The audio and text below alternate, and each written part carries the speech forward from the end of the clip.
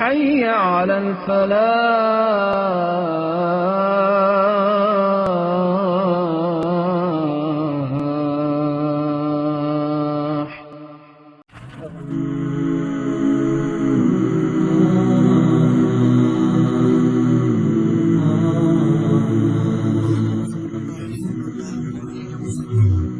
چلیے آج بات کرتے ہیں قرآن کی 86 سورت الغاشیہ کی۔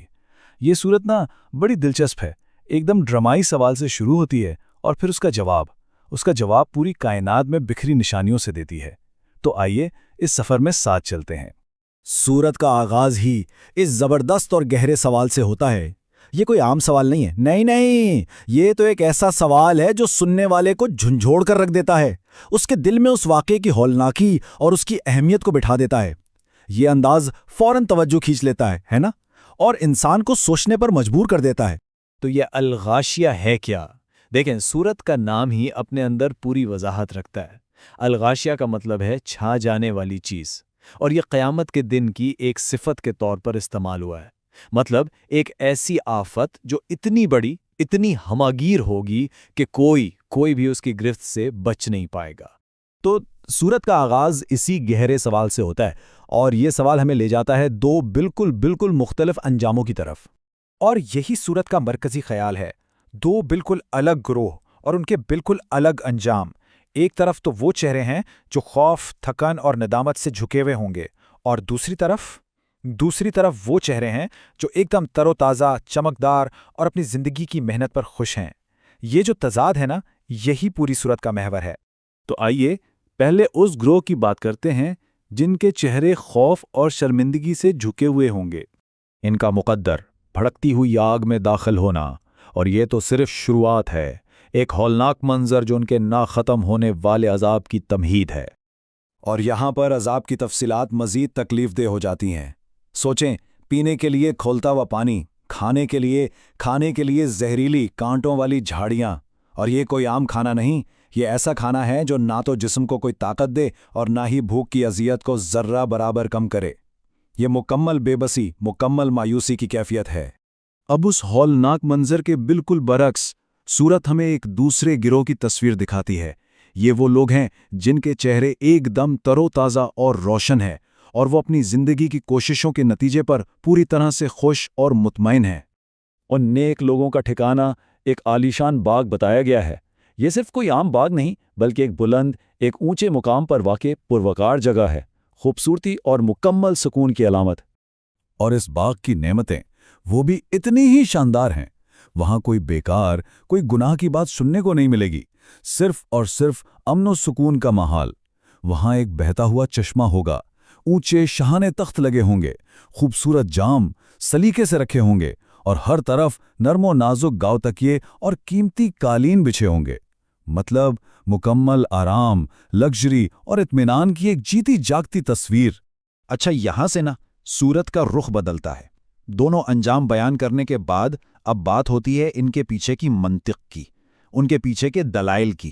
ہمیں یہ بتایا جاتا ہے کہ یہ جو فرق ہے یہ ایسے ہی نہیں ہے، بلکہ اس کے پیچھے کائنات کے نظام میں ایک گہرا انصاف چھپا ہے۔ تو دلیل کہاں سے شروع ہوتی ہے؟ اونٹ سے۔ کیا وہ اونٹوں کو نہیں دیکھتے کہ انہیں کیسا بنایا گیا ہے؟ اونٹ ہی کیوں؟ کیونکہ اس وقت کے لوگوں کے لیے یہ ایک روزمرہ کی چیز تھی۔ اس کی بناوٹ، صحرا میں اس کی افادیت، انسان کے لیے اس کا فرما بردار ہونا، یہ سب بنانے والے کی حکمت اور قدرت کی ایک کھلی نشانی ہے۔ اونٹ کے بعد نظر جاتی ہے آسمان کی طرف۔ ذرا دیکھیں تو صحیح اس آسمان کو، کیسے اسے بلند کیا گیا ہے۔ اتنی بڑی چھت اور کوئی ستون نہیں، کوئی پلر نہیں۔ یہ بنانے والے کی بے پناہ طاقت اور حکمت کا ثبوت نہیں تو اور کیا ہے؟ اور پھر باری آتی ہے پہاڑوں کی۔ کیا وہ پہاڑوں کو نہیں دیکھتے کہ انہیں کیسے زمین میں گاڑ دیا گیا ہے؟ یہ صرف چٹانوں کے ڈھیر نہیں ہیں، نہیں، یہ تو زمین کا توازن برقرار رکھنے والے ستون ہیں۔ ان کے اندر خزانے ہیں، پانی کے چشمے ہیں۔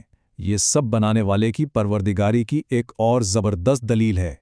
اور آخر میں دلیل آتی ہے خود اس زمین کی طرف جس پر ہم چلتے ہیں۔ دیکھیں تو صحیح، اسے کیسے ایک بچھونے کی طرح پھیلا دیا گیا ہے، ہمارے رہنے کے لیے، ہمارا رزق اگانے کے لیے۔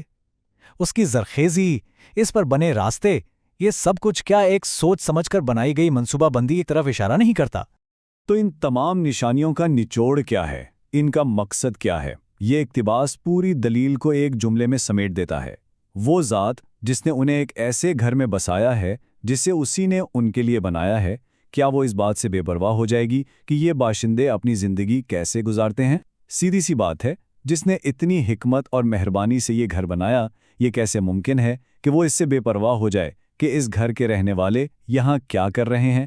عقل اور انصاف تو یہی کہتا ہے کہ ایسا ہو ہی نہیں سکتا۔ ان تمام دلائل کے بعد اب سورت اپنے اختتام کی طرف آتی ہے، اور یہاں پیغمبر کے کردار اور حساب کتاب کی حتمی حقیقت کو بالکل واضح کر دیا جاتا ہے۔ تو پھر پیغمبر کی ذمہ داری کیا ہے؟ یہ آیت اس کی حد مقرر کرتی ہے، پس تم بس نصیحت کرتے رہو، کیونکہ تمہاری ذمہ داری صرف نصیحت کرنا ہے، تم ان پر زبردستی کرنے والے نہیں ہو، یعنی کام صرف بات پہنچا دینا ہے، یاد دلا دینا ہے، کسی سے زبردستی منوانا نہیں، وہ خدا کے اختیار میں ہے۔ لیکن جو اس یاد دہانی کے بعد بھی منہ موڑے گا اور انکار کرے گا تو اس کے لیے نتیجہ بھی صاف ہے، اللہ اسے بہت بڑی سزا دے گا، وہی سزا جس کا ذکر سورت کے شروع میں ہوا تھا۔ اور سورت ان حتمی بالکل اٹل الفاظ پر ختم ہوتی ہے، بے شک انہیں ہماری ہی طرف لوٹ کر آنا ہے، پھر ان کا حساب لینا ہماری ذمہ داری ہے۔ یہ وہ حقیقت ہے جس سے کوئی فرار ممکن نہیں۔ تو یہ پورا تجزیہ ہمیں ایک آخری اہم سوال پر لا کر چھوڑ دیتا ہے۔ جس طرح سورت نے اس دور کے لوگوں کو اونٹ، آسمان، پہاڑ اور زمین پر غور و فکر کرنے کو کہا، تو آج ہماری اس جدید دنیا میں وہ کون سی نشانیاں ہیں جو ہمیں اپنے بنانے والے اور اپنی ذمہ داریوں پر سوچنے کی دعوت دیتی ہیں؟